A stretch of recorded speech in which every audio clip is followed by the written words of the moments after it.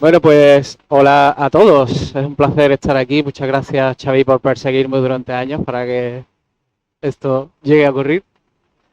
Quería haber venido antes, pero siempre había tenido la agenda justo ocupada y este año he tenido la precaución de avisarme con 3 meses de antelación. Y gracias a eso ha cuadrado. Aquí estoy. Sí, ¿verdad? Culpa mía. Bueno, os voy a contar un poquito sobre The Game Kitchen, cómo surgió y cómo hemos llegado hasta aquí y al final también hablaremos un poco más filosóficamente de lo que hemos aprendido, algunas lecciones que os puedan quizás ser útiles en vuestras carreras y en lo que vayáis a hacer a continuación. Y, y bueno, voy a incluir también algunas fotos inéditas de nosotros de chavalines, cuando todavía teníamos esperanza en nuestros corazones. Ya solo tenemos pesares. Bueno, sobre The Game Kitchen, pues es un estudio 100% independiente. Eso es mentira. ¿Cómo? Las hamburguesas son los premios de los Indie Burger. Ahora viene otra foto más detallada para que la pueda ver.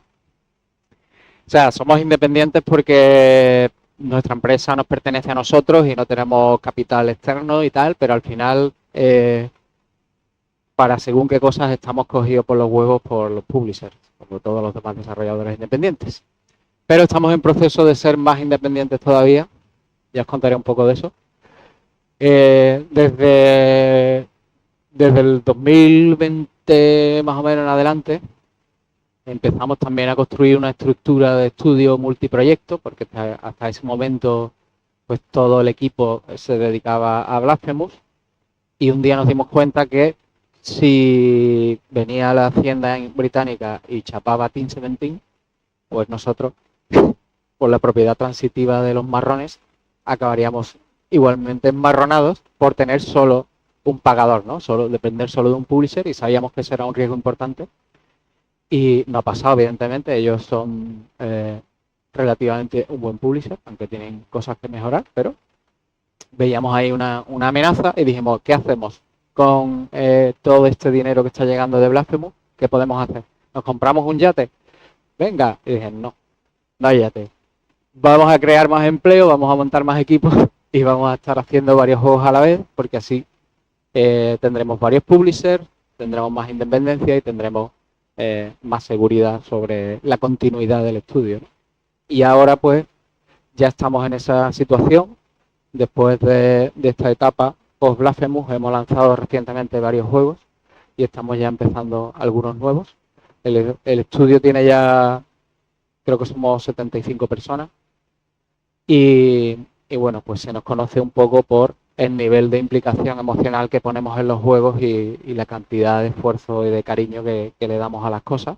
No estamos aquí para hacer dinero, sino para crear en los mejores juegos posibles, los mejores juegos que nos es posible, juegos que tienen mensaje y que no dejan indiferentes. Y bueno, hasta ahora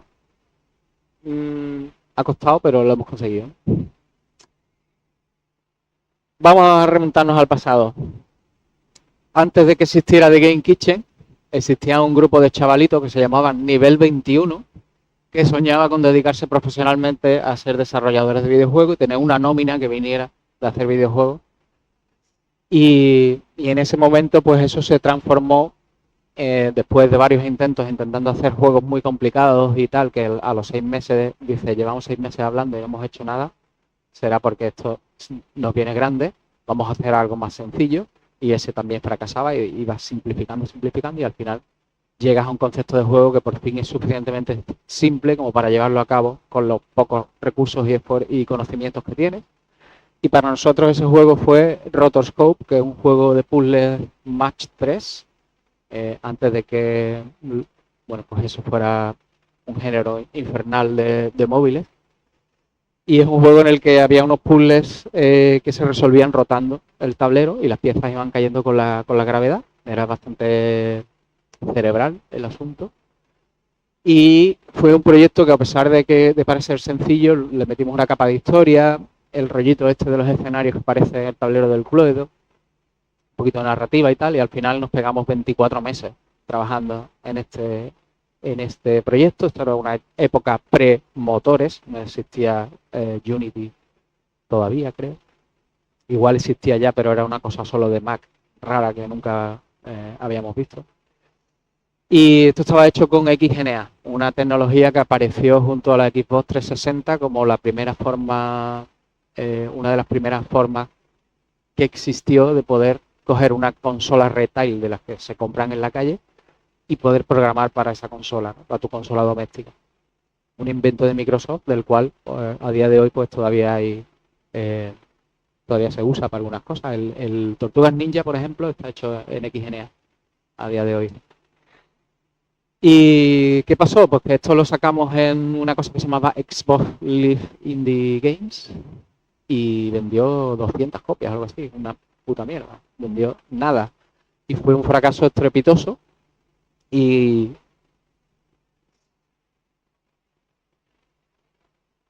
pues estaría guay, sobre todo sería interesante intentar volver a compilar eso. No sé si sería posible.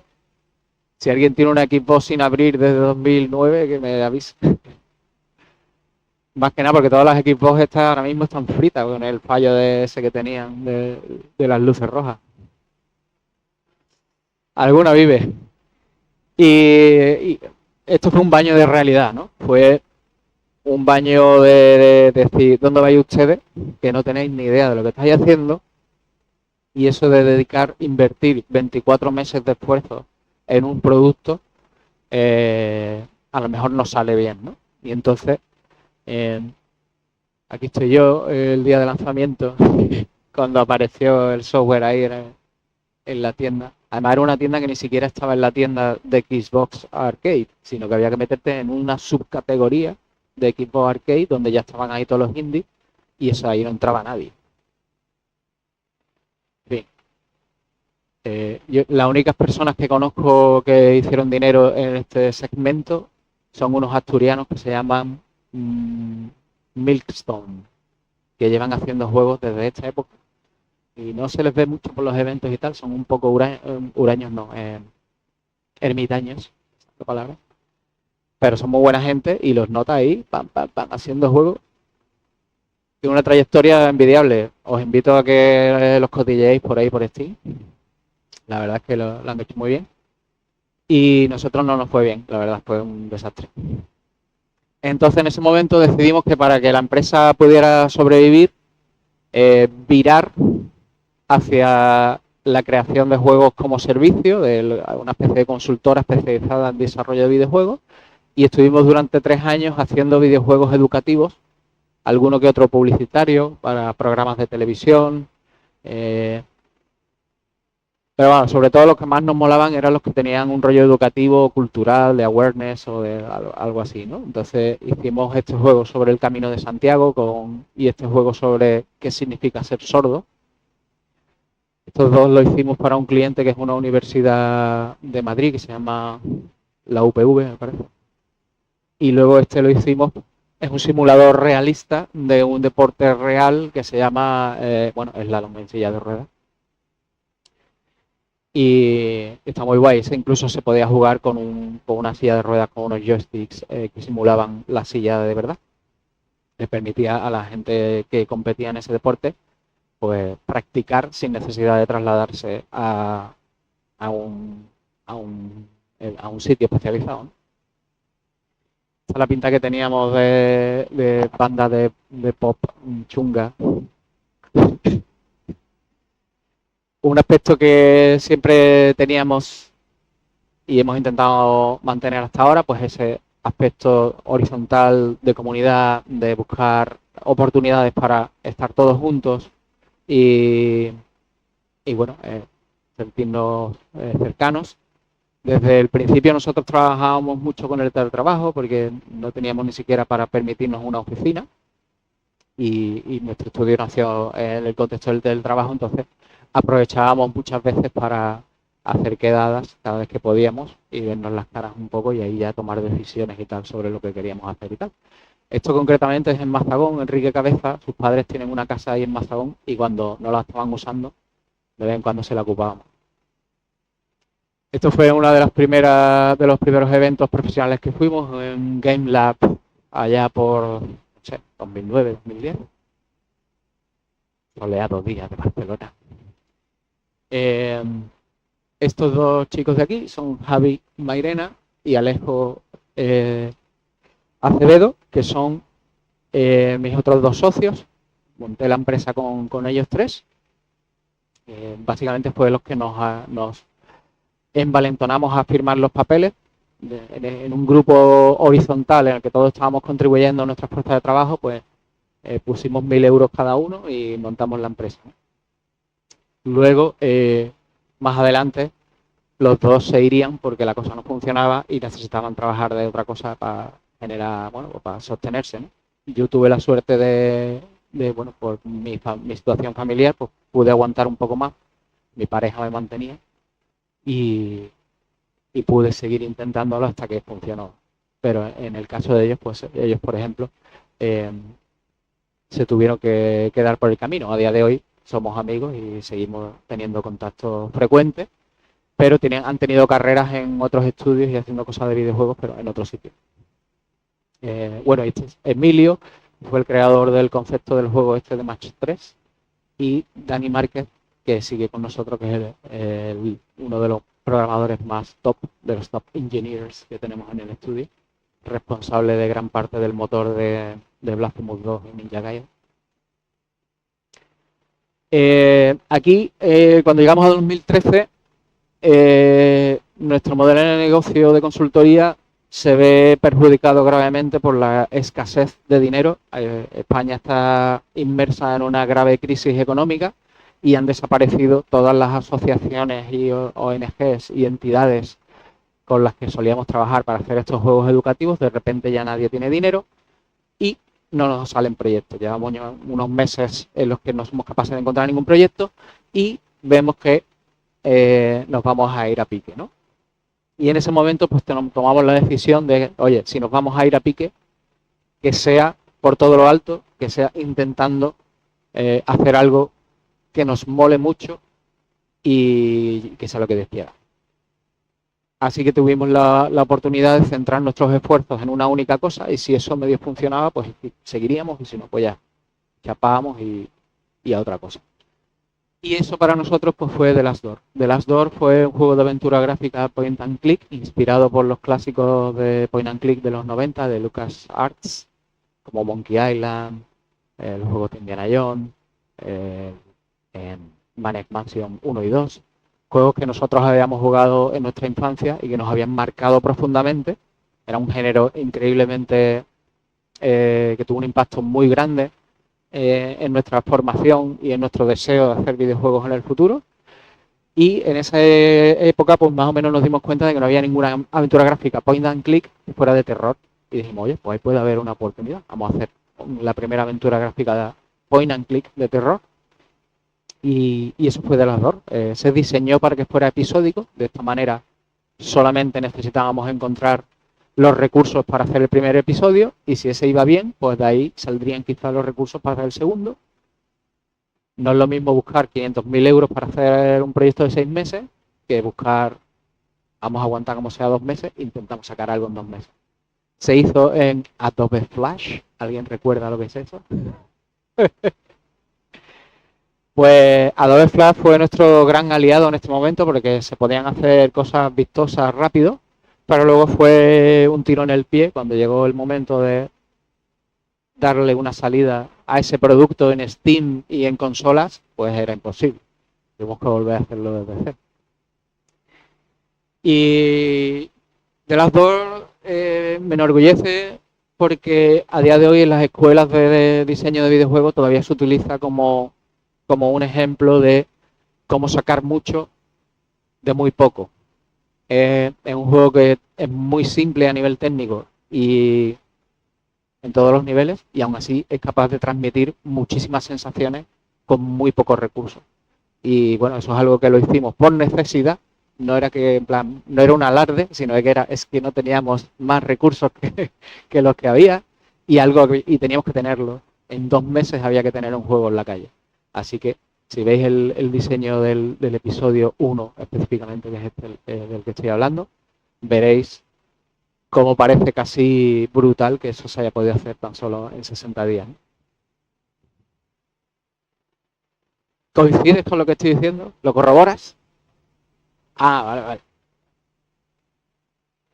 Pues cuando dale una probada y cuando te hayas terminado el primer capítulo, verás cómo dices, hostia, es que es verdad, hay muchas decisiones inteligentes aquí, a base de no meter cosas, se genera una cosa interesante a nivel de diseño.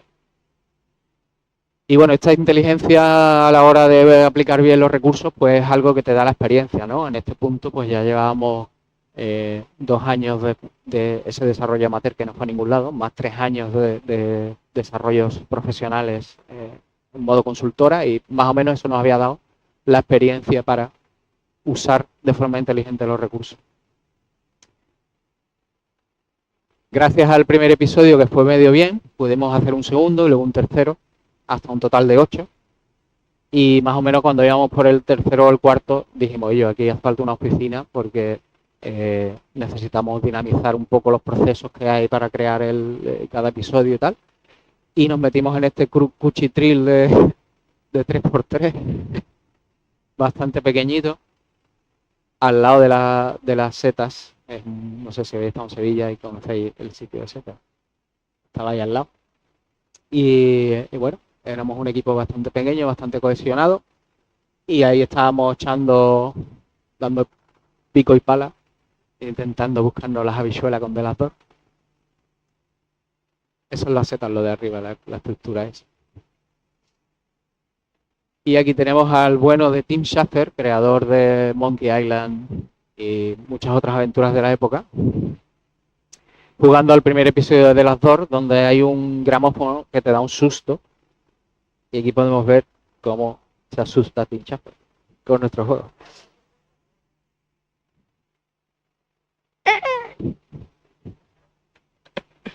Hijo de puta, ¿eh? Menudo susto. Bueno, estas son las hamburguesas, ¿no? En esa época había un evento que se llamaba Game Lab, que intentaba, tiene una gala de premios que intentaba ser como los Goya o los Oscar de los videojuegos.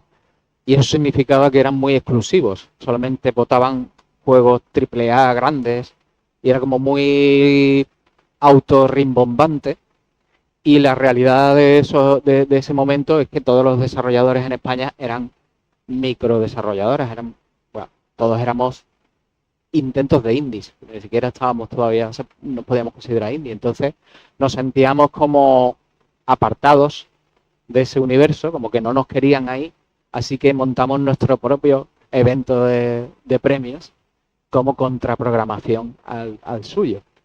Y se hizo el Indie Burger Developer Award, porque la primera edición era una hamburguesería que estaba enfrente del teatro donde se hacía el del Game Lab.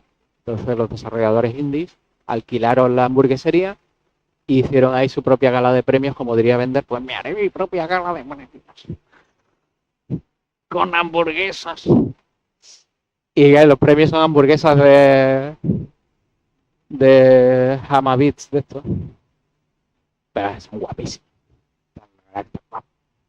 Estos de verdad, de todos los premios que hemos conseguido, son los que más ilusión hacían porque te los daban o sea, nos los dábamos los indies a nosotros mismos y era bastante chulo el evento. El modelo de negocio de Delator era bastante precario y funcionaba, pero no suficientemente bien como para la exigencia que tenía el hacer un episodio que superara continuamente al anterior. Básicamente no generaba tanto dinero como para soportar eso, ¿vale? Y estuvimos bastante a punto de quebrar, también porque estas dinámicas de controlar los costes versus los ingresos, pues requería de unos conocimientos financieros que ninguno de nosotros teníamos, porque todos éramos o programadores o artistas o game designers. Entonces realmente nadie estaba mirando la empresa desde un punto de vista de estrategia empresarial, cosa que evidentemente está súper mal, pero era como había surgido la cosa hasta ese momento, ¿no? Y, y a nivel de marketing, pues también teníamos nuestras... vamos, ignorábamos un poco el marketing, hacíamos lo mínimo, y con lo mínimo pues no vas a ningún lado. Entonces llegó un momento cerca de 2016 que estamos a punto de terminar el octavo episodio de The Last Door, ya para la segunda temporada. Al final lo acabamos sacando como temporada 1 y temporada 2, que es como está ahora mismo. Y ahí punto palmamos, o sea, estuvimos muy cerca de palmar. Hubo varias personas en ese momento que aceptaron ofertas de trabajo en otros estudios y se fueron. Y los que nos quedamos, los pocos que nos pudimos quedar para intentarlo one more time, pues sabíamos que con lo que habíamos aprendido hasta este momento, sabíamos que había que pensar, bueno, había que hacer las cosas de otra manera, ¿no? Y parte de lo que había que hacer,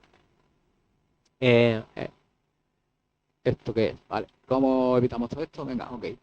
Parte de lo que había que hacer es que uno de nosotros dejara de hacer lo que estaba haciendo para convertirse en esa persona de producción y negocio que era, ahora sí estaba claro que hacía falta. Si lo piensas, podíamos haber llegado a esa conclusión mucho antes, pero no pasa nada. También vale aprender a base de hechos, que es lo que hicimos nosotros. Y en ese caso yo saqué la pajita más corta y me tocó a mí dejar de programar para ser el que se convertía, en este caso, en productor, y ahora ya, a día de hoy, pues en director de negocio del estudio. Entonces yo era programador, yo no tenía realmente ni idea de lo que implicaba ser un productor, ni de lo que implicaba llevar una empresa, así que lo que hice fue estudiar, ¿vale? Yo trabajaba 6 horas en The Last Door y luego en Blasphemous como productor, creando el plan de producción y tal, y luego mínimo 2 horas al día estudiando pues todo lo que podía de cómo llevar una empresa, cómo llevar un equipo, cómo conseguir publisher, todas esas cosas que no tenía ni idea de cómo hacer, pues a estudiar, ¿vale? Y esa disciplina de estudiar todos los días era lo que me mitigaba a mí el tremendísimo síndrome del impostor, que yo pensaba que en plan, bueno, valiente la hora en la que esta gente confió en mí para que yo dirija aquí esto, ¿no? Pero bueno, afortunadamente hice lo que debería hacer, que era tomármelo en serio y estudiar. Un ejemplo, cómo funciona una empresa, guía ilustrada de dibujitos, o sea, sin texto, solo con... Empecemos por lo básico, señores. De hecho, primero me compré este y a la cuarta página ya me compré este porque dije, yo no estoy entendiendo nada. Bueno. Y estos pues son los 3 primeros de una lista de a lo mejor 50.000 libros que me leí yo durante esos años. ¿Cómo funciona una empresa? Para dummies. Entonces, en este momento, como ya éramos menos personas, porque se habían ido unos cuantos, y estábamos muy cerca de terminar The Last Door y poner la segunda temporada ahí en Steam, más o menos la balanza entró de vuelta en números positivos y empezamos a recuperar un poco de dinerito que ya nos permitía soñar con montar una nueva producción, un nuevo juego con algo de recursos, ¿no? Y planteando las cosas un poco mejor desde un principio. También nos metimos a dar clases en varios sitios donde oportunidades que nos surgieron. Por ejemplo, yo estuve había una empresa que se dedicaba a traer grupos de Europa del Este de estudiantes y los llevaban a Sevilla y le daban un curso de español y un curso de algo profesional, ¿no? Y a nosotros nos proponieron pues dar cursos de Unity de una semana a estos alumnos. Y yo qué sé, yo creo que le di un curso de Unity pues a 4.000 polacos durante 2 años, una barbaridad. Pues claro, solo con los cursos de polaco, lo que era mi sueldo yo ya lo amortizaba. El gasto de mi persona como mi salario dentro de la empresa estaba cubierto con los cursos que daba fuera de horario, por así decirlo, ¿no? Y alguna que otra cosita así que nos salía, íbamos cogiendo cosas, pero que nos permitiera seguir haciendo nuestros juegos, pero si algo del gasto me lo voy cubriendo por ahí, pues con eso ayudo a aguantar, ¿no? Y ahí fue cuando llegamos a Blasphemous, ¿no? Blasphemous fue una idea que salió de Enrique Cabeza, igual que de Last Door, de Enrique Cabeza, el director creativo de la IP de Blasphemous y del estudio en general. Él quería hacer un juego que se pareciera a Castlevania, que se pareciera a Ghost and Goblins, plataforma, vista lateral, pixel art, por supuesto. Y él hizo ese primer concept, creo que es el primerísimo concept que se hizo de lo que luego sería Blasphemous. Y aquí, claro, nosotros ya habíamos aprendido en varias ocasiones lo importante que es que tu juego no pase desapercibido cuando llega al mercado. Tienes que ofrecer algo, de alguna manera la gente tiene que decir, hostia, aquí hay algo nuevo, aquí hay algo interesante. Si es just another game, lo vas a tener chungo porque hay una competencia brutal, ¿no? Entonces, claro, yo veía este boceto y le decía a Enrique, ok, muy chulo tu pixelar, Enrique, pero esto es el mismo fucking héroe de todos los juegos y el mismo fucking enemy de todos los juegos y el escenario es un puñetero cementerio que estamos visto que ojú, ¿no? En plan, con esto no vamos a ningún lado. Tenemos que seguir dándole vueltas hasta que el concepto llame la atención por sí solo y tenga elementos que no te permita pasar desapercibido. Vuelta para atrás, ¿vale? Vuelta a la mesa de diseño, a darle vueltas al concepto y en eso se nos fueron varios meses probando cosas e intentando ver si conseguíamos alguna idea que nos invitara a soñar con un producto que fuera capaz de destacar en el mercado. Y eso llegó gracias a esta evolución del personaje, trabajando el personaje de forma aislada. Vamos a tener un personaje que tenga un aspecto llamativo, una silueta reconocible, sobre el cual, bueno, pues si lo ves, digas, what the fuck is this, y no te des indiferente. Y esa evolución de pensamiento nos hizo llegar hasta la figura del penitente, que es coger un guerrero medieval y cruzarlo con un nazareno de Semana Santa. Why not? ¿No? Por probar, ¿qué pierdes? Lo probamos, estaba guapo y dijimos, hostia, aquí hay algo. Vamos a seguir explorando esta vía de meter movidas dark de nuestro folclore y de las cosas de sevillanía oscura. Correcto. Básicamente sí, un poco sí, la verdad. Y el rollo fue, bueno, que ya nosotros mismos como consumidores podíamos ver que ahí había algo interesante. Vamos a seguir explorando por ahí, ¿no? Por ese lado. Al mismo tiempo, era una época en la que empezábamos a estar todos obsesionados con Dark Souls y el resto de juegos de From Software. Estábamos todos jugándolos muy intensamente y viviéndolos a tope. Y, y eso pues se añadió un poco a la fórmula, ¿no? En plan, un Castlevania, pero que recuerde a Dark Souls y que sea Dark Andalucía. Y esos tres ingredientes, pues, fueron conformando lo que es la fórmula de Blasphemous.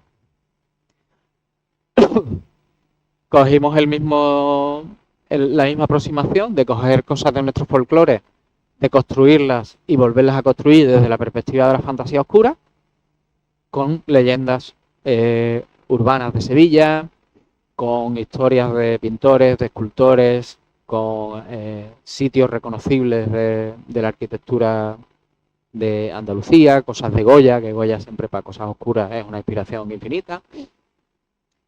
Y todo lo que hacíamos, aquí ya teníamos dinero para pagarle a Juanmi, que es un artista concept y de puta madre, y empezamos a contar con sus concepts y cuando entró Juanmi en la fórmula, pues todo empezó a ganar consistencia. Y al final, pues, acabamos construyendo una propuesta de producto que tenía una serie de pilares que son fácilmente proyectables a través del envoltorio. El envoltorio de un videojuego es como el envoltorio de una caja de cereales. Lo que tú ves cuando pasas por la tienda. ¿Vale? Cuando tú has jugado un juego, tú ya puedes hablar con conocimiento de causa sobre él, pero si solo ves un GIF en Twitter o si solo ves un tráiler, ¿cuál es la percepción que te da ese juego, de cómo va a ser el juego? Pues eso es lo que nosotros llamamos envoltorio de diseño de envoltorio. Pues nuestro juego salta a simple vista que tiene un personaje llamativo, que es Castlevania y Dark Souls, que tiene un buen pixel art, que es folclore de Andalucía versión dark, ¿vale? Todas esas cosas son el primer impacto que puede tener el videojuego a través de un GIF, o a través de una captura, o a través de un tráiler. Y sentando muy bien esto desde un principio, pudimos producir todo lo que es el contenido del juego, pues estaba ya alineado con ese objetivo, tenía que cumplir, digamos, estas reglas, ¿no? Pero aún así, tú dices, ¿le gustará a la gente de por ahí un juego de la Semana Santa Oscura? ¿Qué le importará eso a un japonés? ¿O qué le importará eso a un sueco o a un americano, ¿no? La primera indicación de que la cosa molaba, pues nos llegó obviamente en la campaña de Kickstarter. No esperábamos para nada que tuviera esa recepción tan positiva que tuvo. En ese momento se convirtió en la campaña de videojuego español que más había conseguido hasta la fecha. Luego llegó Tentem y nos dobló la cifra, cabrones. Pero oye, para nosotros flipante, ¿no? El ver, tener una primera prueba de que, oye, has tomado, al menos parece que has tomado ciertas decisiones correctas, parece que hay que seguir por aquí, pues ya fue bastante, un poco la primera cosa esperanzadora, ¿no? Que realmente bebíamos después de 7 años de intentar cosas y que no funcionaran. Esta es la tarde estos son 3 horas después de haberle dado al publish en Kickstarter, viendo cómo aumentaba la cifra un minuto, 1.000 euros al minuto o algo así, era un poco loco. El primer día fue muy loco. Y bueno, habíamos trabajado como cabrones para preparar todos los materiales de la campaña, así que a las 3 de la tarde le dimos al publish y ya nos bajamos a tomar una cervecita a ver cómo, bueno, a ver esas primeras horas, verla un poco ya con la cervecita por delante, porque nos habíamos pegado un buen tute de curro, ¿no? Para preparar lo que es la campaña. Y esta foto pues quedó para la posteridad, yo haciendo el tonto un poco ahí con el móvil. Y este soy yo firmando el contrato de publishing con Team 17, que me grabé para mandárselo al equipo por Telegram o lo que sea. Ay, qué difícil, dale. Ay. En la Surface.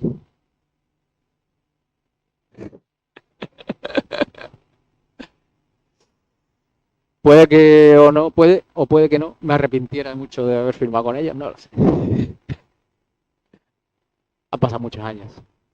No, yo creo que en el momento fue la decisión correcta. Y al final, con Blasphemous 1 lo hicieron bastante de puta madre, lo hicieron muy bien. Con Blasphemous 2 ya no tanto. Entonces, ¿qué pasa? Gracias a todo esto que estaba pasando, pues teníamos publisher, un buen publisher, teníamos dinero, más o menos para no volvernos a preocupar durante una temporada de si habrá nómina a final de mes para todos o no. Y ahora ya solo había que centrarse en hacer el mejor juego posible, ¿no? No sabíamos todavía que nos habíamos metido en un desarrollo que nos venía muy, muy grande, que no éramos ni de coña personas suficientes para hacer esto bien, pero uno siempre está bien tener cierta confianza no justificada y meterte en embrollos, siempre que los embrollos no sean realmente demasiado grandes, siempre está bien estar un poco fuera de tu zona de confort. Si no lo habéis visto, recomiendo que veáis el documental que hicimos después del lanzamiento de Blasphemous, que se llama Aterrizando Blasphemous, donde podéis ver mucho metraje casero desarrollado grabado durante momentos del desarrollo, decisiones importantes. Nos daba mucho coraje los documentales estos de cómo se hizo la película de turno de Disney, en los que todo el mundo parece súper inteligente y que tomaron las decisiones correctas siempre, y son súper descafeinados y súper edulcorados. Y nos parecía muy importante transmitir, dejar un registro fidedigno de lo que implica realmente desarrollar un videojuego, lo duro que es. Y, y que, bueno, aunque sea duro, pues puede ser una experiencia positiva, incluso siendo duro, ¿no? Os lo recomiendo bastante. Bueno, terminamos el juego. Fue un milagro que saliera a tiempo, la verdad. Nos quedamos sin dinero. tuvimos que pedir un crédito al banco para poder terminarlo, pero bueno, salió bien todo, más o menos. El juego salió sin doblaje al español porque no teníamos dinero nada más que para pagar un doblaje y lo pagamos en inglés porque el juego tenía que vender en todo el mundo. Muchos fans españoles nos lo echaron a la cara, obviamente. Sí. Pero luego llegó el mejor doblaje jamás creado para un videojuego. Cuando, claro, la situación luego del DLC 1 ya era diferente porque ya teníamos dinero para hacerlo bien y lo hicimos bien. Pudimos meterle 3 DLC, 3 expansiones gratuitas. En la primera arreglamos un montón de fallos y metimos un montón de fondos que no nos dio tiempo a meter en la versión 1.0 y metimos el doblaje en castellano y otras cositas. Y luego el segundo fue una colaboración con otro juego indie que se llama Bloodstain. Perdón. Y por último, el tercer DLC que cerraba un poco ya la historia y todo. Y que además fue promocionado con un clip de animación tradicional que nos quedó bastante chulo. Durante pandemia cumplimos el primer millón de unidades vendidas y yo fabriqué 20 cuadritos de estos con la impresora 3D y se los mandé a cada uno a su casa porque estábamos todos confinados, obviamente, y les pedí que se grabaran. En plan, os he mandado un paquete, quiero que os grabe alguien mientras lo abrís. Y quedó un vídeo muy chulo que está por ahí en YouTube si queréis echarle un ojo algún día. No sabían lo que iban a recibir y claro, todo el mundo se emociona, en plan, ¡hostia puta, qué guapo! Fue bastante bonito. Bueno, Blasphemous, nosotros queríamos hacer un juego para divertido y nos pagara las nóminas y accidentalmente acabamos creando una IP de fantasía oscura que inspiró a miles de personas a crear su propio fan art, a hacer cosplay, a hacerse tatuajes y claro, es algo absolutamente maravilloso ver a otras personas crear utilizando tu idea, tu juego, tu universo, ¿no? Es una cosa sin duda yo creo que es lo que más orgullo nos crea ver las cosas tan chulas que ha hecho la gente con el universo de Blasphemous. Para que veáis un poco la evolución de tamaño del equipo, el original éramos 12 personas, para el DLC 3 éramos 17 y para la secuela llegamos a ser 25. Si habéis jugado Blasphemous 2 se nota un salto cualitativo bastante bestial con el primero porque, claro, el doble de personas ahí metidas, que además ya saben, más o menos sabíamos qué hacer y qué no, entonces todo eso se nota, ¿no? ¿Esto qué es? Ah, bueno, la salida de Blasphemous 2, ¿vale? Juegazo aquí, niño. ¡Oh! Lo vamos a petar 2 semanas antes.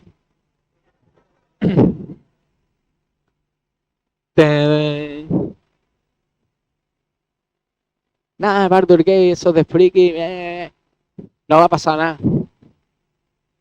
Chacho, 200 horas de juego. Estaba todo el mundo todavía por el tutorial. Cuando salió Blasphemous estaba todo el mundo por el tutorial del Baldur's Gate. Una semana después, el Starfield. Y aquí entre medias, bueno, el mismo día que nosotros, un juego de From Software, claro, why not. Y aquí estaba ya nosotros, ¿no? Está bueno. 2023 fue un año durito para lanzar juegos, ¿eh? Durito, durito. Pero ahí estaban nuestros fans, la gente que le había encantado Blasphemous 1, estuvieron ahí el primer día y nos permitió vender súper bien de lanzamiento, ¿no? El primer mes de lanzamiento de Blasphemous fue súper bien. 300.000 unidades de Blasphemous 2 y 600.000 unidades de Blasphemous 1, porque todo el marketing de Blasphemous 2, si no te habías jugado al 1, pues decía, no me vayamos a jugar al 2 sin jugar al 1, y la gente se compraba el 1 al ver los trailers de Blasphemous 2. y además estaba de oferta siempre, ya costaba tres perras, pues se lo compraban. Total, que fue bien, la verdad. Fue un desarrollo bastante durete también, porque fue plena pandemia, nos comimos toda la pandemia durante ese desarrollo. La gente pues estaba, todo el mundo estábamos cada día un poquito más locos con la situación que estábamos viviendo y la gestión emocional de eso pues fue dura. Pero aún así el juego salió bastante redondito. La recepción fue espectacular. La verdad, todo salió muy bien. Y bueno, pues lo que os comentaba, ¿no? A día de hoy Blasphemous ya no solamente lo miramos como un juego, sino como una IP y hemos intentado llevar la IP de Blasphemous a otros medios y vamos a seguir haciendo eso durante una temporada hasta que eh, algún día yo le diga Blasphemous 3 al equipo y no se me echen a llorar en un rincón. ¿Qué es lo que pasa? Si lo digo ahora mismo, pasaría eso. Saldría. Estaría guapo, ¿eh? ¿Tiene 100 millones de euros por ahí?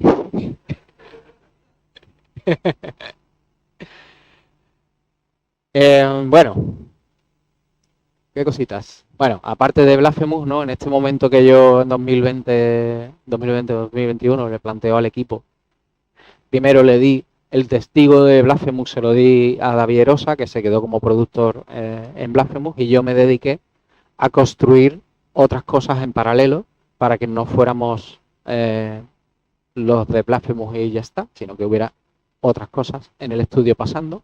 Una de ellas es esta, que es el proyecto que desarrollamos en nuestra sede de las Islas Canarias.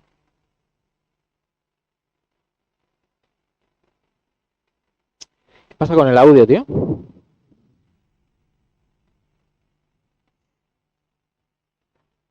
Ah, que estaba muteado simplemente, ¿no? ¿Suena por ahí?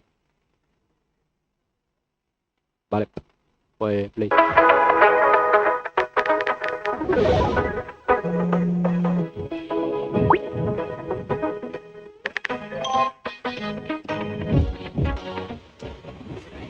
What if game nights could bring us together again, just like before? Play with your friends, no matter how far apart you are. From classic games that ¿Nos ha pasado eso de que queréis echaros mansiones a la locura y de repente nadie puede quedar ese día? O tus colegas que ya no viven, la gente con la que solías jugar, pues se han mudado por cosas de trabajo y ya no los tienes cerca. En el estudio somos amantes de los juegos de mesa, jugamos mucho. Y nos dimos cuenta de que no había realmente una herramienta para jugar online que satisfaciera nuestra necesidad social, porque es verdad que está Tabletop Simulator y puedes echarte la partida, pero esa parte social de quedar para jugar un juego de mesa no la tienes. Y con realidad virtual pues puedes recrearla bastante bien y nadie lo estaba haciendo. Así que dijimos, oye, si esto no lo hace nadie, pues lo hacemos nosotros. Por lo mismo, porque no sabíamos lo duro que iba a ser construir eso. Si lo hubiera sabido, igual no me hubiera metido. Pero ahora ya está hecho, Si tenéis un MetaQuest, os invito a probarlo. O en verdad cualquier casco que funcione con un PC VR también. Está en PC VR y MetaQuest de momento. Probablemente en Steam Frame muy pronto. Y nada, la verdad es que ha sido una pasada. Es un proyecto con un nivel de innovación tecnológico muy grande. Nos ha supuesto unos esfuerzos alucinantes conseguir recrear la usabilidad de la psicomotricidad fina de manejar componentes. Toda la parte de multiplayer, que es la primera vez que lo hacemos. Por supuesto, el VR tampoco te pone las cosas fáciles, siempre te complica un poco todo. Y estamos muy, muy orgullosos de lo bien que funciona. Y vamos a seguir trabajando en ello porque ahora mismo tenemos 8 juegos licenciados y la idea es que haya cientos de ellos. Vamos a seguir trayendo vía actualizaciones frecuentes juegos nuevos de mesa, los licenciamos a los fabricantes y hacemos la mejor adaptación posible dentro de la plataforma. Esto es otro juego que fue lanzado en enero de este año. Este tráiler de 2020, ¿esto qué? Este tráiler es antes de que llegáramos nosotros. Rated teen. They locked me up when I learned the truth. The fools think they can keep me Este juego es here. una idea original de un estudio pequeño de Teruel que se llama I have TQ met others Studios, that will assist me, que en 2020 se metieron, others that want to flee. bueno, en 2018 por We're ahí empezaron planning a our hacerlo, escape. un poco igual, no sabían lo Everyone complicado has que iba a their ser. role to play. Y en su caso, pues como no tenían los recursos que a nosotros nos dio Blasco, pues llegaron a But there are days un when it is punto de no hard retorno to en el hold que on to iban hope a chapar la empresa porque ya no podían seguir or adelante. even clear thoughts. Y en ese momento los conocimos y como vimos que era un juego que le Each podría day, molar we come a closer to nuestros the truth usuarios of de what Blasphemous happened porque here. es oscuro y está basado un poco también en, This place is en cruel, la historia de España. unnatural, like a maze that never Esto no lo tiene el ends. juego, por supuesto, para hablar Our sobre- minds have become as much of a prison as the crumbling walls of this monastery. Es un juego que combina la jugabilidad de comandos con las sensaciones y la estética de la abadía del crimen.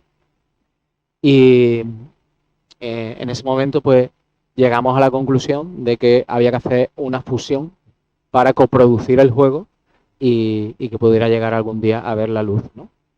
Y ahí hicimos esa asociación entre TQ Studio y The Game Kitchen y 3 años después lo conseguimos terminar.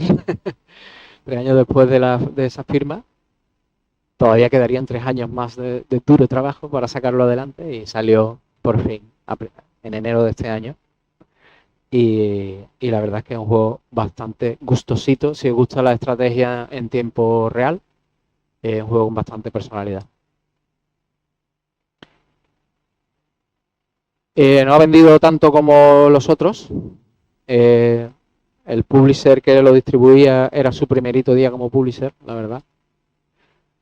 Y bueno, ha quedado como la típica joya indie por descubrir. Pero la calidad del juego es suficiente como para estar orgulloso y bueno, algún día terminará de recuperar lo que hemos invertido ahí y ya está, no pasa nada. Pero el juego es un juegazo. Lo que pasa es que cuesta mucho vender la fantasía a los jugadores de ¿quieres ser una persona tullida que está atrapada en un monasterio? No es una fantasía de poder muy atractiva para el público norteamericano. Pero es un puñetero juegazo, o sea, ya está. Nosotros hicimos nuestra parte y ahí quedó. Este señor de aquí, que igual lo conocéis, mucho más guapo sin bigote, yo soy Tim sin bigote, nos ha diseñado el juego de mesa que lo acaba de presentar en el Awardent hace unos días. Así que si os molan los juegos de mesa, sabed que va a haber un juego de mesa de Stone Madness y que está en GamePound para seguir. Y por supuesto, pues la joya de la corona, este verano trajimos al mundo esta cosa. Yo.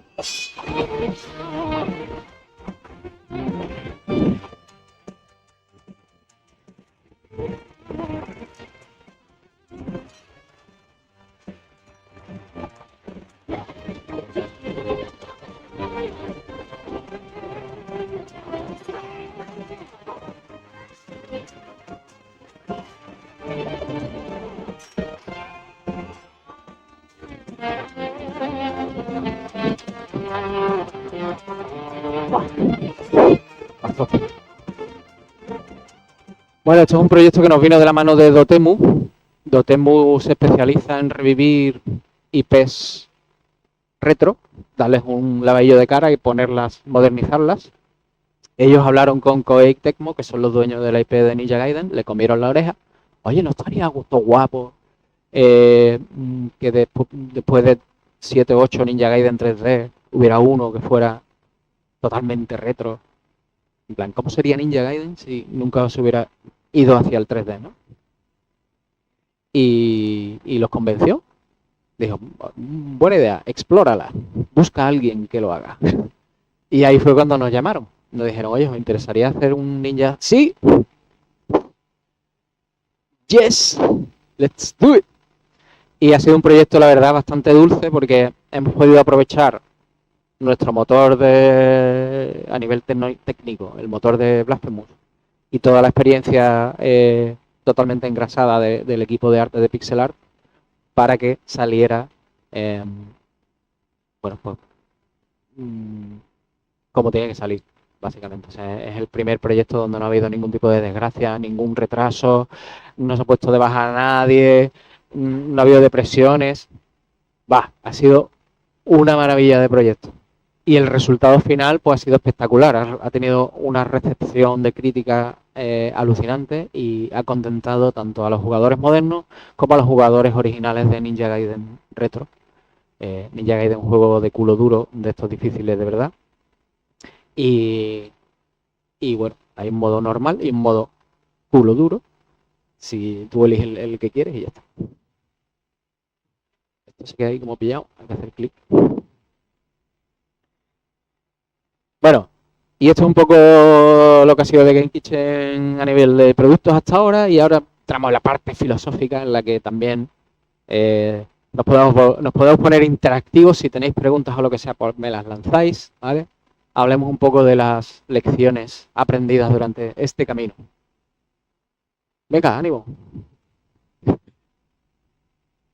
Bueno, la proactividad es esencial para progresar, esto es obvio, ¿vale? Pero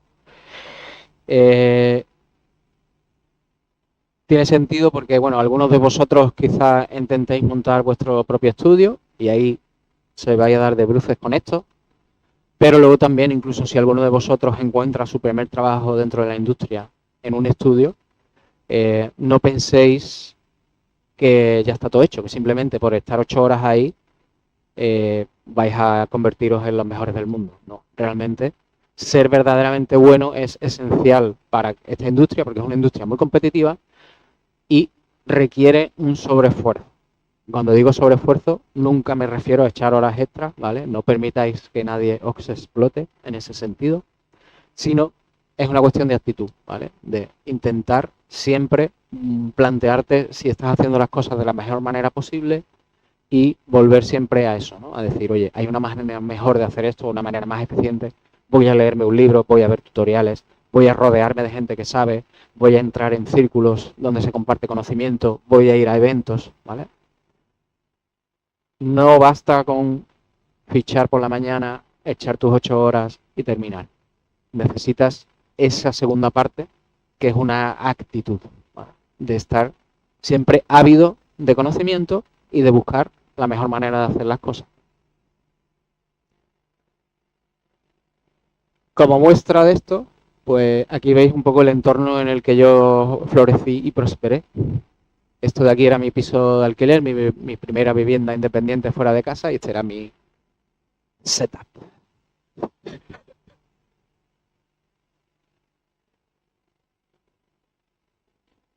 Podemos decir que no lo he tenido precisamente fácil. Yo siempre he tenido, todos mis ordenadores han sido heredados de mis familias. Cuando ya se les quedaba obsoleto a ellos, me llegaba a mí. Y bueno, pues muchas de las cosas que he conseguido ha sido por esa tenacidad de estar continuamente aprendiendo y tener una actitud de ir a más siempre, ¿vale? De no conformarte con lo que tienes a nivel de conocimientos. Esto de aquí es mi primer trabajo de programador en una consultora lamentable que se llamaba Sadiel. Y estuve 6 años trabajando ahí. Y al tercer año ya había aprendido pues todo lo que necesitaba para trabajar ahí. Me había certificado en tecnologías de Sun Microsystem y su puta madre. Y a partir del cuarto año dije, yo tengo que salir de aquí. Tengo que hacer videojuegos porque esa es mi pasión y voy a empezar a estudiar. Cuando yo termine, yo llego a mi casa y yo he hecho 2 horitas más estudiando desarrollo de videojuegos por mi cuenta, que no era fácil en ese momento. Me sentaba allí en la otra silla, venía de aquí, me sentaba allí. Y echaba 2 horitas más, leyendo documentación, haciendo tutoriales, lo que iba pillando, que en ese momento tampoco os creáis que había mucho, no existía siquiera YouTube, ¿vale? En ese momento. Entonces, los pocos recursos que podía encontrar me los empapaba y a darle caña. Afortunadamente también es el momento en el que me crucé en mi vida pues con otra gente que tenía esa inquietud, como es el caso de Enrique Cabeza, al que conocí en esta consultora, David Erosa también lo conocí en esta consultora, Antonio Ramos también lo conocí aquí. Y bueno, hicimos buenas migas, todos teníamos ese mismo sueño y juntos emprendimos ese camino arduo y duro de echar varias horas más al día estudiando para llegar a eso.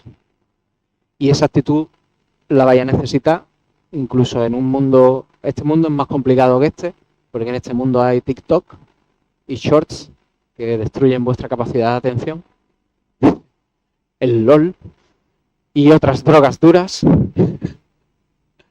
Entonces, en algunos sentidos el mundo ha mejorado, pero en otros ha empeorado. Vosotros veréis cómo la veáis. Os deseo fuerza. Bueno, uniendo un poco con lo de antes, no estáis solos, seguro que hay otras personas, de hecho el hecho de que estéis todos aquí junto a una Jam pues es una prueba de ello, hay otras personas que comparten esas inquietudes y esos deseos, haced equipo y aprended juntos, porque hay algunas personas por ahí que son solo devs y hacen todos ellos, pero realmente la mayoría del desarrollo de videojuegos es un trabajo en equipo. Y no solo tienes que aprender a programar bien o a dibujar bien, sino también tienes que aprender a comunicarte bien, a organizar ese volumen de trabajo como Dios manda, ¿vale? Disciplina, comunicación, todas esas cosas también son necesarias para hacer un buen videojuego. Y bueno, es una época que es dura, pero se disfruta también un poco. Aquí hay una foto de nuestra protoetapa amateur. De allí quizá lo conozcáis, Enrique Colinet, tenía pelo entonces. Yo también tenía pelo. Este es Juanmi. Este es Dani, un artista que a día de hoy es pintor, es uno de los pintores más famosos de Sevilla, hace el cartel de la Semana Santa todos los años. Se quitó de los videojuegos para hacer pintura. Sí, pero era muy flojo. Él pintaba, el cuadro lo tenía pintado a los 10 minutos y ya había terminado.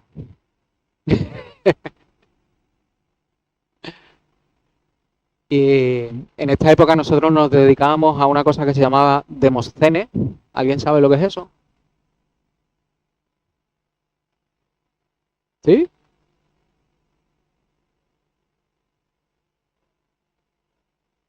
Vas bien, vas bien. Muy bien, muy bien, muy bien, sí señor. Las intros, eso es.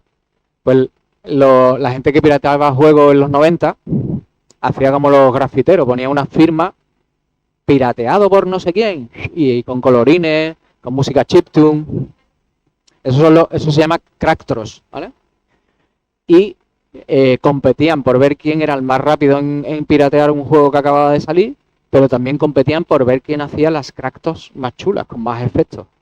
Y en un momento dado dijeron, y yo, en verdad esto de competir a ver quién programa las intros más chulas, tiene sentido por sí solo, sí que esté asociado a piratear un juego. Y entonces se creó una cultura de hacer videoclips con técnicas de programación en tiempo real para hacer cosas de colorines chulas en pantalla. Y eso es la Demoscene, que es básicamente lo mismo que hacer un videojuego, pero son videoclips, no son interactivos, no son jugables.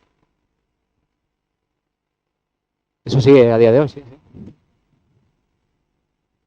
Hombre, la página es de HTML 1.0.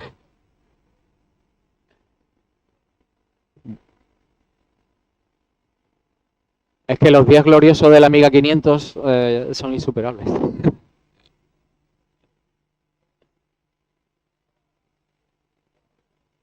Claro. En este fenómeno que era muy, muy popular en Europa en los 90, los programadores de los grupos de demos luego acabaron todos creando tecnologías, los grandes motores que hay a día de hoy por ahí, pues están hechos por gente que viene de aquí, de mi quinta. Yo no tenía ni idea en ese momento, yo estaba empezando y para mí todos ellos eran dioses sobre la tierra, o sea, gente que sabía 1000 veces más que yo, Por eso me gustaba ir aquí, porque claro, el rollo es que tú programabas esta cosa audiovisual chula y luego ibas a un evento a proyectarla en pantalla gigante y a competir a ver quién había hecho la más guay. Y ese evento pues te permitía emborracharte con gente que sabía 1000 veces más que tú y por lo tanto pues le podías preguntar cosas. Bueno, un concepto de reflexión importante, ¿vale? A la hora de elegir qué juego vais a hacer, cuando estáis emprendiendo o estáis haciendo vuestras cositas, ¿qué pensáis que tiene más sentido? ¿Un juego con un concepto explorado al detalle o un juego que combina muchas cosas, pero solo tocadas de pasada? Obviamente. Casi siempre en la vida es mejor abarcar poco y apretar mucho que lo contrario, ¿vale? Y eso lo podéis aplicar cuando estéis decidiendo qué tipo de juegos vais a hacer, incluso en la Jam. Os viene bien un poco de esa filosofía. Relacionado con lo anterior, ¿vale?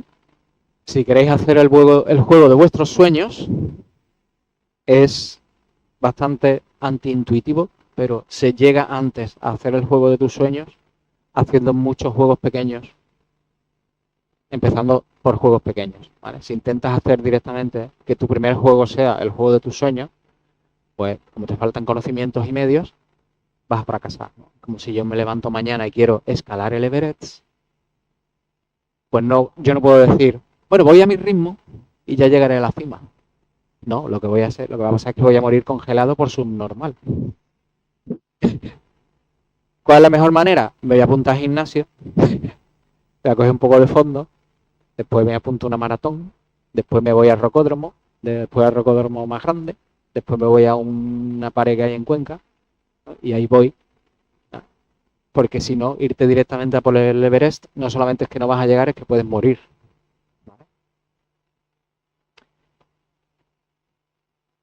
Otra cosa importante, el rol de producción es más vital de lo que parece, es muy difícil compaginarlo con el rol de programador principal o de game designer principal, sobre todo el de game designer es la antítesis, porque un game designer quiere siempre más y más, y un productor quiere cierra, cierra, cierra, y podéis acabar como Gollum, ¿vale?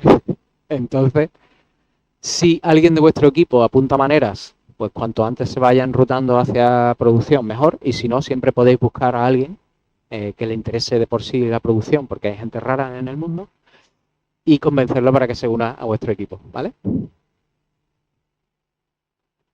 La producción es organizar el trabajo todo el trabajo que hay que hacer, pero hay que hacerlo con estrategia y también con un ojo puesto en el mercado, con un ojo puesto en él porque estamos haciendo lo que estamos haciendo y no otra cosa. Entonces, aparte de...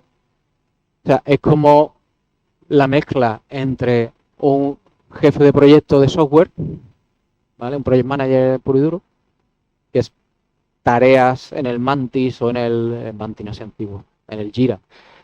Organizar las tareas y tal y el trabajo de los demás, pero por otro lado también es investigar el mercado, saber en qué hay que poner el acento y en qué no, tener criterio en cuanto a producto, ¿vale?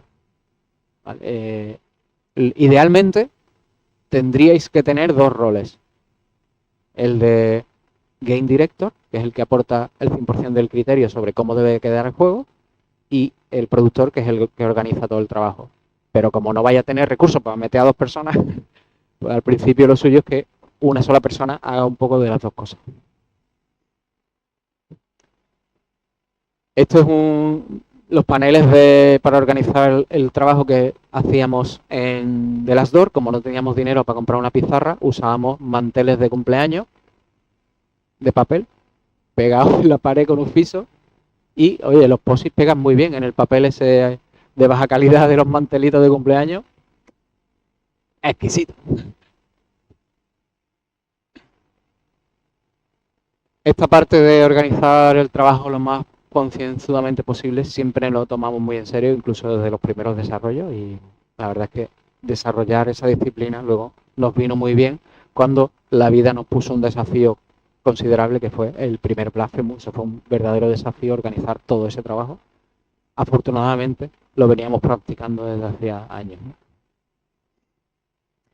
Bueno, ¿qué os voy a decir? Pues no es fácil trabajar en videojuegos, ¿vale? Es una pelea continua contra ti mismo, contra las sensaciones que tienes de no estar llegando a las cotas que quieres o de, bueno, de la comunicación, la lucha de egos dentro del equipo, no, hay que hacer esto, no, hay que hacer lo otro. Es un trabajo duro, ¿vale? Pero es un trabajo que merece la pena. Es un poco el resumen, la verdad. Y luego la parte de abajo, lo que os decía antes. No solo hay que aprender bien a programar, no solo hay que aprender bien a modelar, no solo hay que hacer muy bien el audio o el game design, sino que tenéis que tener un buen paquete de soft skills para no acabar apuñalándoos los unos a los otros durante el proceso. ¿Eh? Pues mira, aquí te voy a poner un trozo de K-Pop Demon Hunter para que lo entiendas. Ay, enter play. ¿Y qué pasa con el sonido? No hay. Bueno, ¿alguien se sabe la letra para cantarla?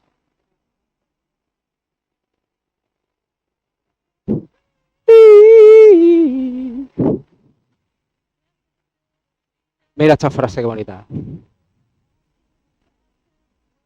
¡Ah! Pues eso es, señores. K-Pop Demon Hunter tiene la respuesta.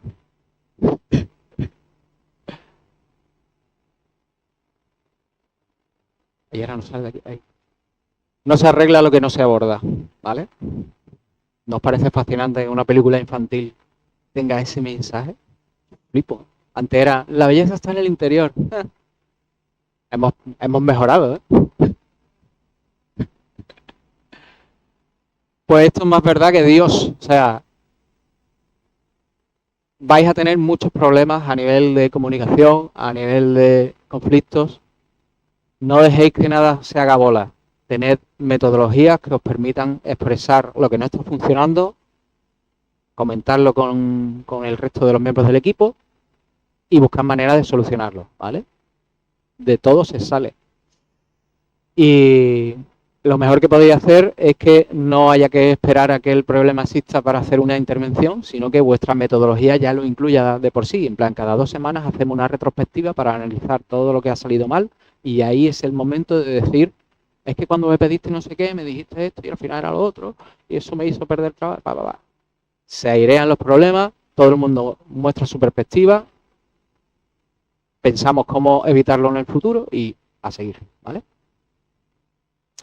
Qué coraje que no haya sonado la canción, ¿eh? Ahora me falta algo.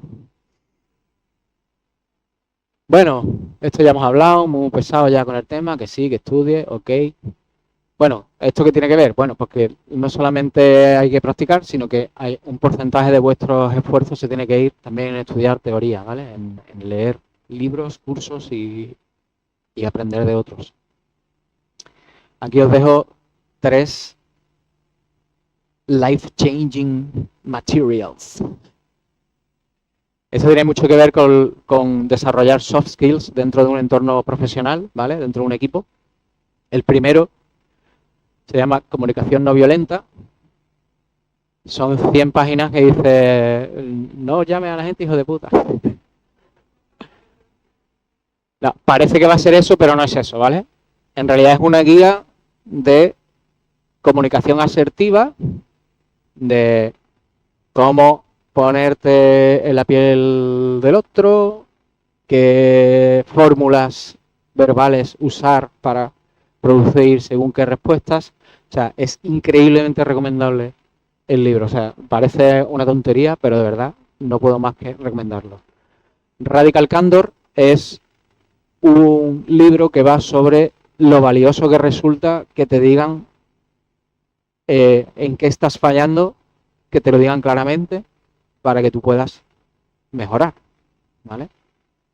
Muchas veces cuando alguien nos dice que no estamos haciendo algo bien, tendemos a sentirnos mal, cuando en realidad cada vez que alguien nos señala que no estamos haciendo algo bien, siempre que lo haga usando comunicación no violenta, por eso están en ese orden, es una oportunidad para mejorar algo concreto, en plan, esto es lo que tengo que cambiar, vale, ok, ¿vale?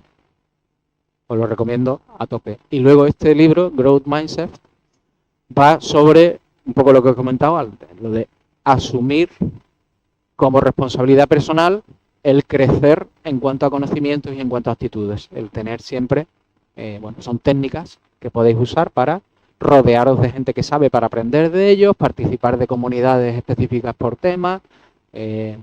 También tiene, bueno, pues, qué hacer dentro de un equipo para que haya dinámicas que favorezcan, que den tiempo suficiente como para que la gente invierta en aprender teoría, porque si estás cruncheando 12 horas al día para terminar tu juego, no te queda tiempo para aprender teoría. Entonces, hay que buscarle un hueco dentro de nuestra normalidad y de nuestro horario diario, hay que buscarle un hueco también a ese crecimiento y no estar preocupado al 100% de la producción, 80% producción, 20% crecimiento, es un buen balance. Así que yo, o sea, estos 3 libros, de verdad, uno este mes, mira, diciembre, enero, febrero, para marzo soy unos máquinas.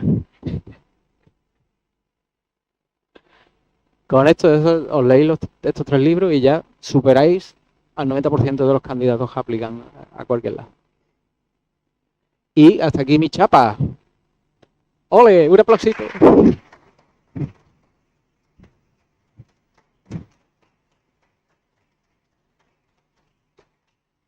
Espero que haya sido útil y, por supuesto, si queréis ahora algún tipo de toma y daca con preguntitas y eso, que seguro que hay.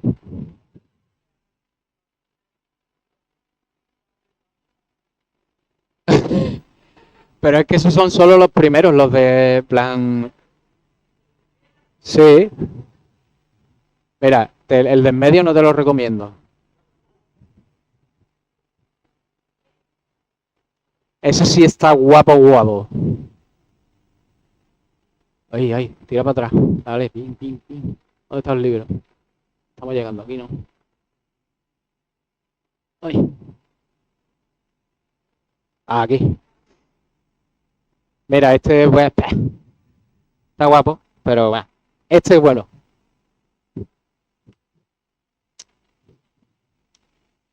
En líneas generales, todas las guías visuales de la editorial de K están guapísimas. O sea, esta gente hace unos libros súper guapos. Hay en plan, todo lo que necesitas saber sobre astronomía. Unos agujeros negros ahí, guapísimo.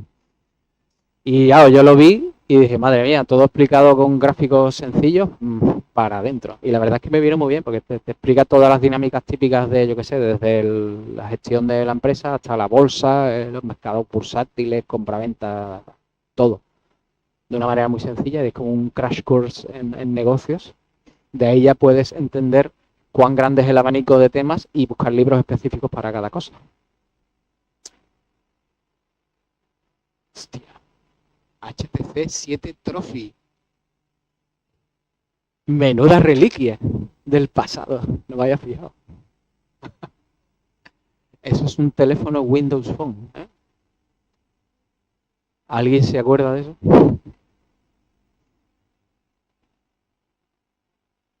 ¿Qué tal? Preguntita, ahí tenemos una. Dime.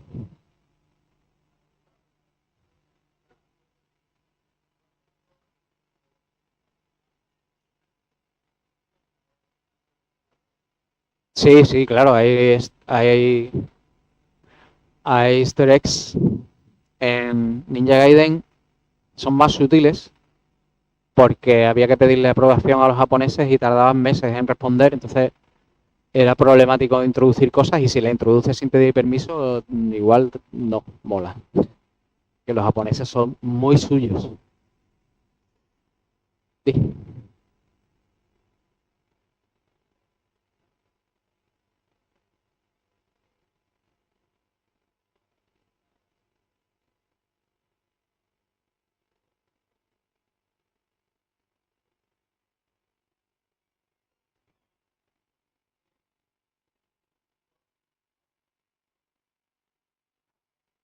Uy.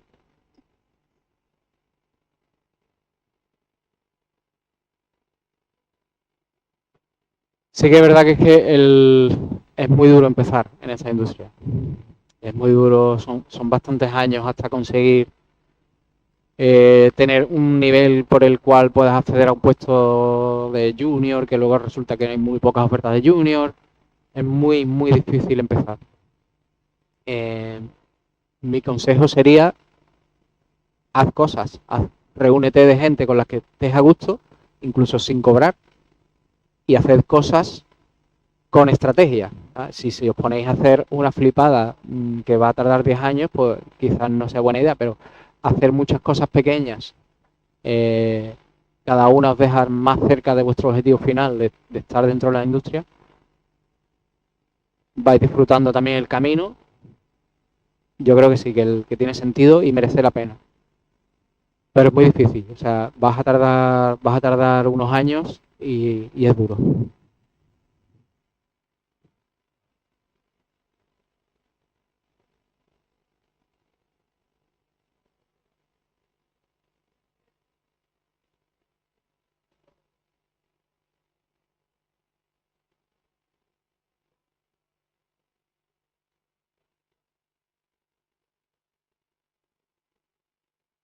Ya.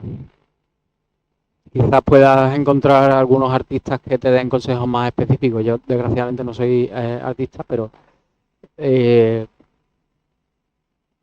siempre o sea, hay como una regla por ahí que dice que hay que estar como un 5 y un 10% por encima de tu zona de confort. En el momento que estás, o sea, intentas hacer algo el doble de complicado que lo que sabes hacer, ya te estás poniendo trabas a ti mismo, ¿no? En plan, haz siempre algo que sea un poquito más complicado de lo que sabes hacer. Y ir poco a poco, pues tampoco pasa nada.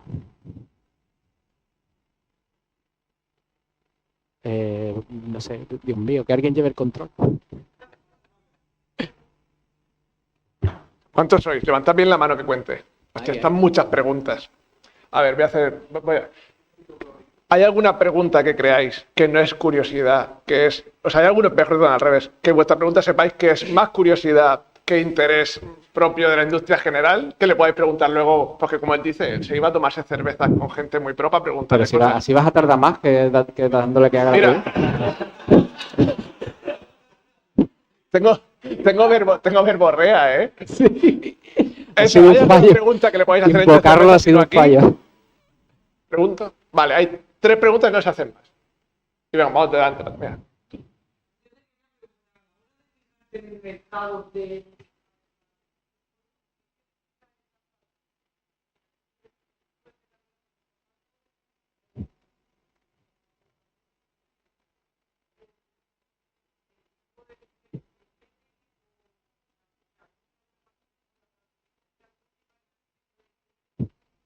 Claro, nosotros partimos siempre de una base, de una idea a brocha gorda del tipo de juego que nos gustaría hacer. Y entonces ya lo identificamos dentro de un género. Y ahora lo que hacemos es identificar otros juegos que están dentro de ese mismo género, esa misma estética, esa misma mecánica o esa misma tipología de empresa. Básicamente, buscar productos similares que hayan resultados similares en el mercado o que hayan venido de estudios similares en circunstancias similares, y haces una cartera de productos, pues yo qué sé, de 5 exitosos y 5 que no hayan sido exitosos. Y ahora, claro, siempre tienes que ver tanto los que han funcionado como los que no, porque tienes que aprender por qué no han funcionado los que no han funcionado. Bueno, aprender no, intentar deducir, porque tú esto lo ves a través de Steam, de las reviews y de páginas como de estas que te dan los datos de Steam y tal. Entonces realmente no tienes, de primera mano no es la información, es un poco jugar ahí a ser Sherlock Holmes, pero la idea es mirar tanto de los que han ido bien como los que no, e intentar a base de analizar esa información, ver si es capaz de encontrar qué ha pasado ahí, por qué y cómo podrías tú montártelo para que el tuyo sí que funcione. Hacer lo que han hecho los que han funcionado y evitar lo que le haya podido pasar a los que no. Y luego si del curso de esa investigación pues averiguas que hay determinados géneros que son yermos quemados y que ya están saturados y que no han dejado de vender los juegos que están saliendo de ese género o de esa estética, pues quizás ha llegado el momento de cambiar de idea. porque no hay más terreno que explorar ahí. Depende de lo que encuentres, así serán un poco las conclusiones y cómo tendrás que tirar para adelante. Dale.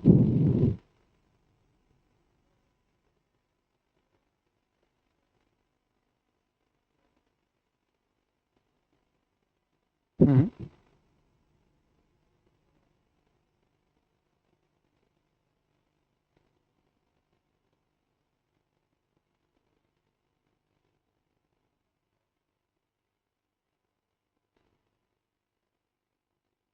No, a ver, los juegos en 3D, no por el hecho de ser 3D va a ser tan caro, pero sí que si tú piensas en un juego de acción oscura 3D, ya tienes un pie puesto dentro del ARPG y entonces ya estás inmediatamente compitiendo contra los juegos tipo From Software, ¿no? Entonces si ya te has metido en esa charca, ya tienes un problema porque ya no te queda otra que competir con esa gente.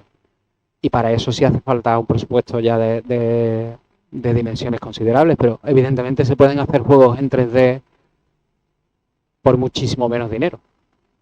Pero no puedes...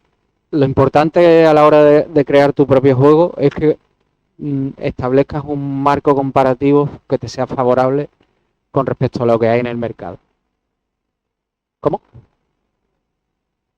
No solo identidad, sino que, como sabes que te van a comparar, ten cuidado al elegir con quién te comparas. Porque si te mueves a un segmento donde está liderado por AAA, estás jodido, ¿no? Si tú haces, por ejemplo, un juego realista de parkour y shooting con narrativa, pues la gente va a decir, esto es un Uncharted barato. No hay manera de que digan, es un Uncharted pero indie. Es muy difícil que te comparen positivamente contra el Uncharted porque en la vida vas a llegar a ser el Uncharted, ¿vale? Sin embargo, si haces un juego pues que sea, buscas de alguna manera, mueves la narrativa a otro sitio, ¿no? Puedes decir, pues es un juego como Uncharted, pero de dibujos animados.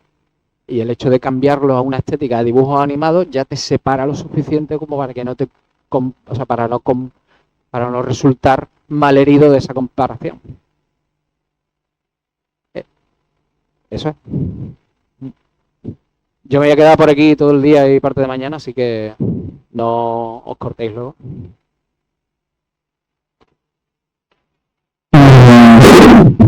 A ver, nosotros hicimos un juego durante 2 años sin estar dado de alta. O sea, es absolutamente estúpido darte de alta y empezar a hacer tu juego. O sea, eso es absurdo. Claro, necesitas estar dado de alta cuando necesites estar cobrando salario o facturar lo que has ingresado.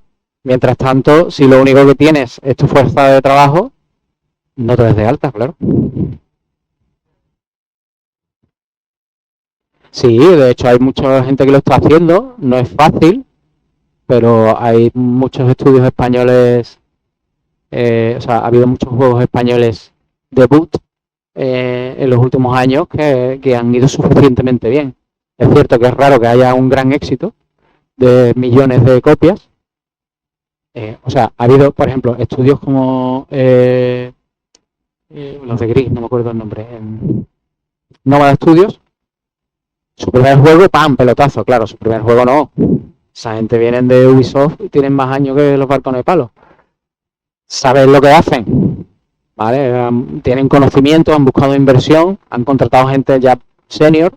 No es un debut, ¿no? Es el primer debut técnicamente, pero no es de lo que estamos hablando aquí. Lo que estamos hablando aquí, por ejemplo, es como Campervan, un juego hecho en Málaga que fue incubado en el Polo y han tardado como 2 años y medio en sacarlo y ha funcionado, ha vendido suficientes copias para rentabilizar, lo están portando a la Switch y a otras consolas y ya están empezando a buscar dinero para hacer el segundo.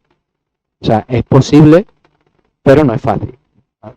No es fácil y es normal que no funcione la primera, pero se puede hacer siempre que haya una inteligencia estratégica en lo que estás haciendo y que el producto se haya orientado a mercado suficientemente, que no se salga de madre de coste porque se convierta en un development hell de que no tira para adelante porque es demasiado complicado tecnológicamente. Hay que tener cuidado con ciertas cosas, con ciertas trampas para no caer en ellas y luego producir algo que aunque sea, bueno, pues Campervan es un juego 10 veces más sencillo que un Blasphemous a nivel técnico de game design y de todo, pero es igualmente, viene a rellenar un hueco que existía, tanto Blasphemous como este. Identificamos un hueco que nos estaba cubriendo y lo cubrimos, y nosotros identificamos un hueco que se podía cubrir con los recursos que teníamos y ellas, porque son casi todas mujeres, lo han identificado y lo han cubierto de puta madre. Ha costado 10 veces menos, pero igualmente es exitoso. Lo importante es la estrategia, el pensamiento estratégico de por qué estoy haciendo esto, porque allí va a haber alguien que me lo va a comprar y una vez que he decidido eso, no me meto en camisa de 11 varas con cosas técnicas o con problemas que me vayan a impedir tenerlo a tiempo, porque si al final tardas 10 años en hacerlo, pues no vas a rentabilizar porque eso es un coste enormísimo. Sí, intentaría hacer juegos que no fueran más de 6 meses de desarrollo y que ofrecieran algo que no estuviera ofreciendo ninguno, ¿vale? Por ejemplo, tú puedes ver el mercado y decir, ostras, no hay ningún videojuego que te ayude a superar la muerte de tu mascota. Por ejemplo, ¿vale?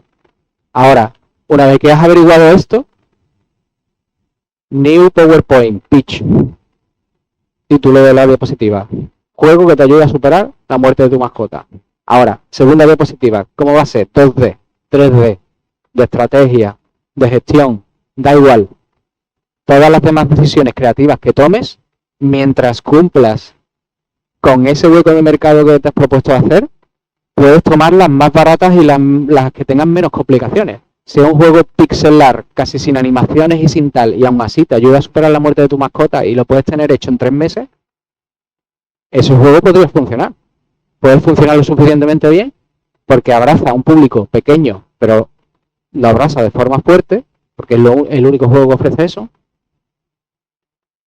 Puede funcionar como para hacer un segundo, ¿vale? Abrazar nichos, abrazarlos con algo que nadie le esté dando, y una vez que eso lo tengas, utiliza todos los hacks a tu disposición para tardar poco y gastar poco a la hora de llegar ahí. Pero asegúrate de llegar. Hombre, el marketing es esencial, pero si has hecho esa parte bien, si tu producto has hecho una investigación de mercado y va a ofrecer algo que no está ofreciendo a nadie, no es descabellado encontrar publisher. A los publishers les gusta subirse a barcos que flotan. Si tú le pones a un publisher un barco que flota, porque has hecho los deberes, más fácil que se suba. Gracias a todos.